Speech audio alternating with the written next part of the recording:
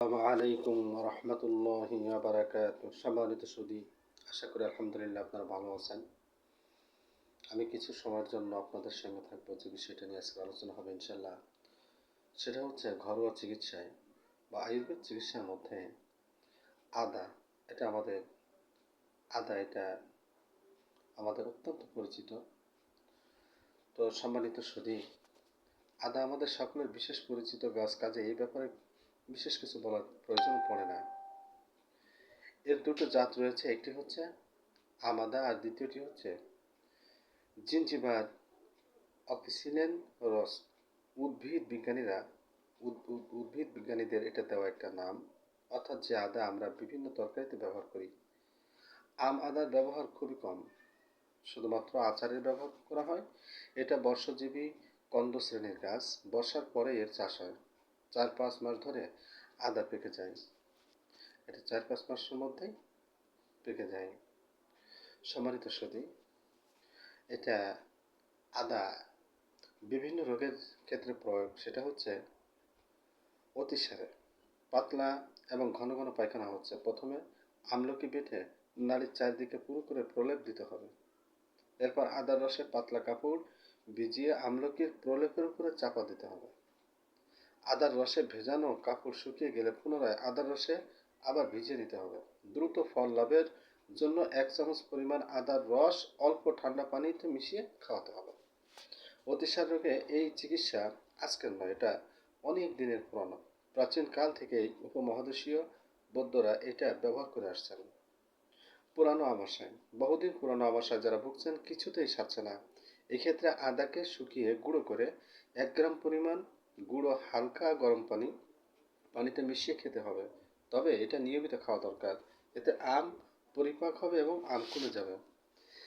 দাঁতের মাড়ি ফুললে, দাঁতের গোড়ার যন্ত্রণা বা মাড়ি ফুলে গেলে আধা কাপ হালকা গরম পানিতে 2 চামচ কাঁচা আদার রস মিশিয়ে 10-15 মিনিট মুখে রাখতে হবে। দিনে 2 বার করে 3 দিন প্রয়োগ করলেই মাড়ি ফোলা এবং যন্ত্রণা দুটি কমে যাবে ইনশাআল্লাহ।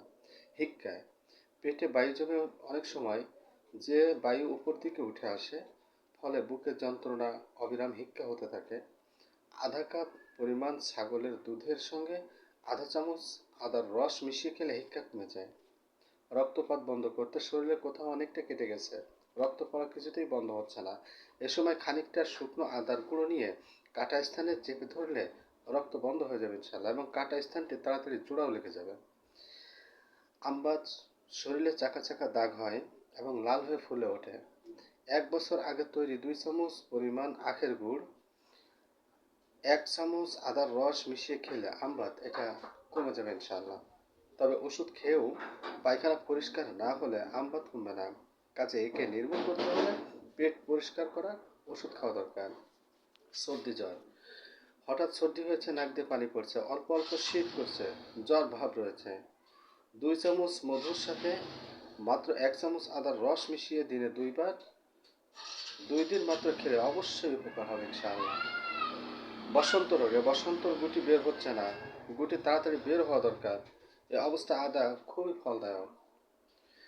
1 চামচ আদার রসের সাথে সমপরিমাণ তুলসী পাতার রস মিশিয়ে খেলে গুটিগুলো তাড়াতাড়ি বেরিয়ে আসবে।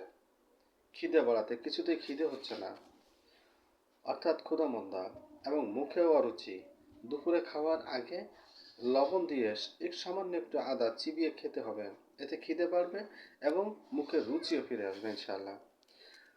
সম্মানিত সুধী, জরুরি তথ্যকণিক এটা হচ্ছে, আদাকে ওষুধ হিসেবে ব্যবহার করা হলে তরকারিতে আদা বাটা দেওয়া যাবে না। আদার রস এটা বেশি খাওয়া ঠিক নয়, এতে পেটটা গরম হয়ে যায়। যাদের পেটে বায়ু বেশি তাদের আদা খাওয়া মোটেও ঠিক নয়।